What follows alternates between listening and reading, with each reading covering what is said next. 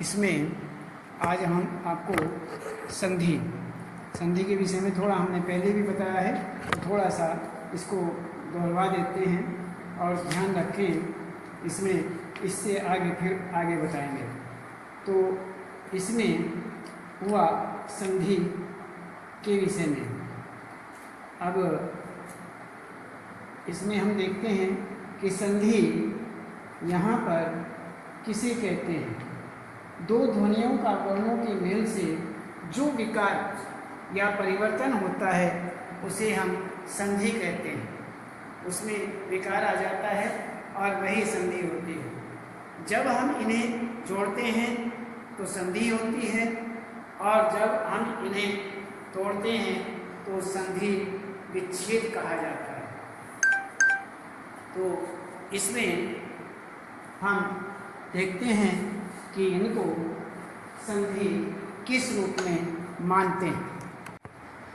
इसमें हम आपको बता रहे थे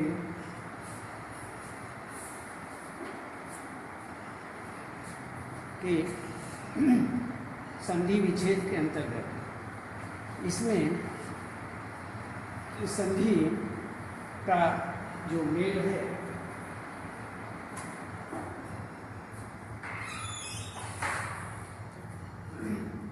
संधि के विषय में, यहाँ पर जब हम इन्हें जोड़ते हैं तो संधि होती है, और जब हम इन्हें पूर्व स्थिति में लाते हैं तो संधि विच्छेद कही जाती है। तो संधि के तीन भेद होते हैं: स्वर संधि, व्यंजन संधि और विसर्ग संधि। स्वर संधि जब स्वर के बाद स्वर आने पर उसमें जो विकार या परिवर्तन होता है उसे स्वर संधि कहते हैं। स्वर संधि के भी 5 भेद माने जाते हैं, और इसमें ये हमारे 5 भेदों के अंतर्गत दीर्घ संधि, गुण संधि, वृद्धि संधि और यण संधि और टेयादि संधि। इसमें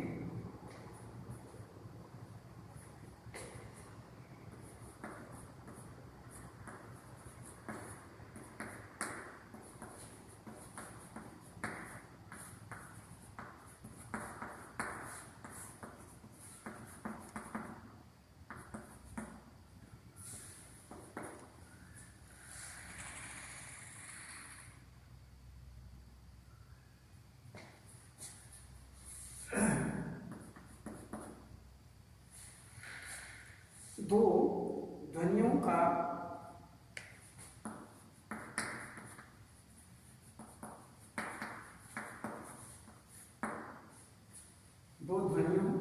या वर्णों के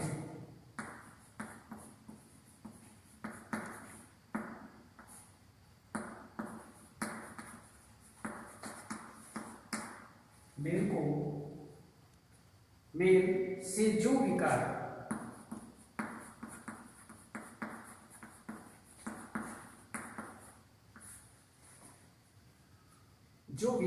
या परिवर्तन, इसमें यहाँ पर स्वर संधि ये पूरा हुआ। तो स्वर संधि अब हम देखते हैं कि स्वर संधि किसे कहते हैं। उसके बाद व्यंजन संधि बताएंगे और विसर्ग संधि बताएंगे। सबसे पहले हम स्वर संधि के भेद जानते हैं।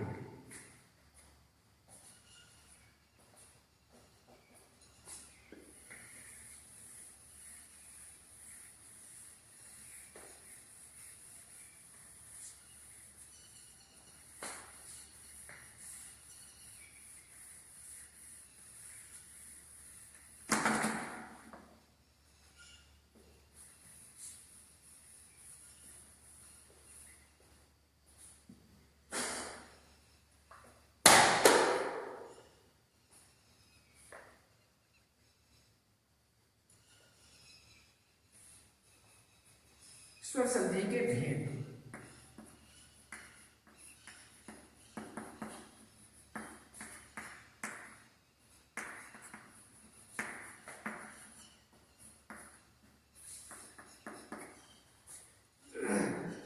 दीर्घ संधि,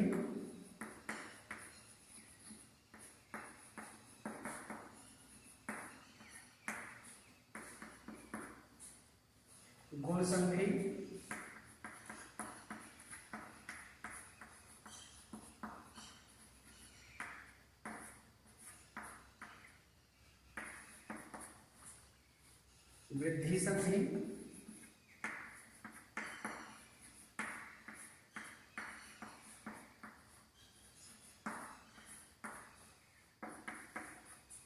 यण संधि,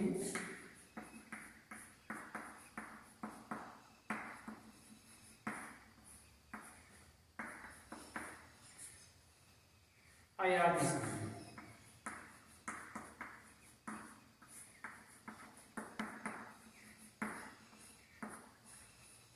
अयादि संधि ये हमारा संधि का प्रकरण।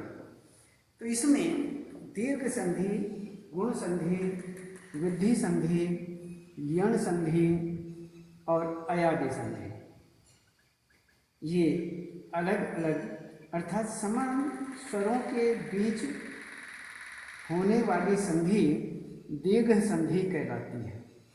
यदि समान स्वर हमारे सामने हों तो वहाँ पर दीर्घ संधि कहलाई जाती है। समान स्वरों के बीच में यदि हम जोड़ते हैं, समान स्वरों को जोड़ते हैं तो उसके बीच में ही ये संधि कहलाई जाती है। तो जैसे ए में आ जोड़ दिया गया है, आ जमा ए बराबर आ जोड़ेंगे, ए जोड़ेंगे तो भी आ ही बनेगा, दीर्घ संधि है। छोटी बड़ी या छोटी बड़ी जैसे भी आगे पीछे हो तो दीर्घ संधि ही कहलाएगी, बड़ी ई ही हो जाएगी।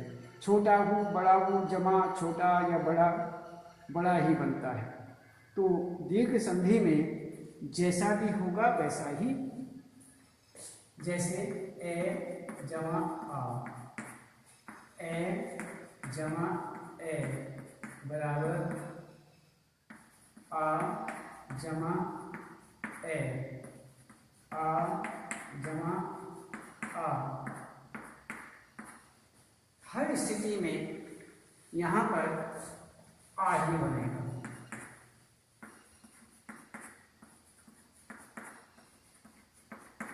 इसी तरह से दूसरा लेते हैं ई का, ई जमा ई, ई जमा बड़ी ई जमा छोटी ई जमा ई। तो हर स्थिति में बड़ा ई ही बनेगा।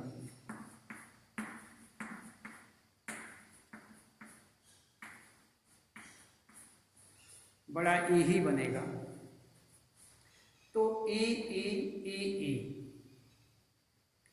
तो इसमें सब स्थितियों में ई बना।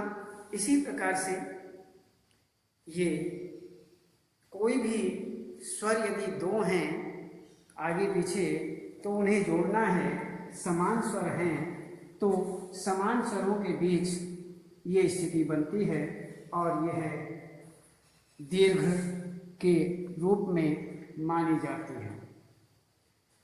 तो अब इसके बाद में ये अलग अलग इनके उदाहरण हैं। इन उदाहरणों के रूप में